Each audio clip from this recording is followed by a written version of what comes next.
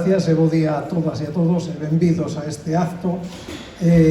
A verdade é que dá gusto estar nun espacio como é a Plaza de Abastos do Barco ou todas as plazas de abasto que están en funcionamento e que se recuperaron en moitos sitios que estaban abandonadas. Aquí vese que hai vida, que vese que temos actividade, eso é importante.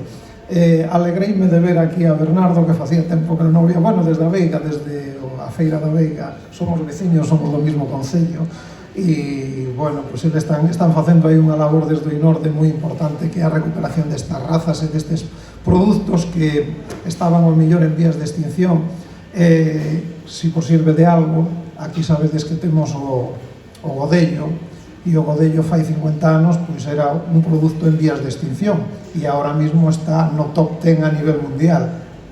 Posiblemente o porco celta dentro de un tempo pois estará ao mellor ao mesmo nivel que eu creo que xa está ao mesmo nivel que o porco ibérico. Polo tanto, pois nada, eu creo que xa se dixo todo. Algo moi importante que xa comentou Mari Carme, comentou algún dos gandeiros tamén, sobre todo para os concellos, o tema de esa fixación da población no rural e sobre todo esa labor que fai o porco, que estamos gastando moito diñeiro en desbrozar nesas franxas perimetrais aos pueblos, o tema dos incendios, etc.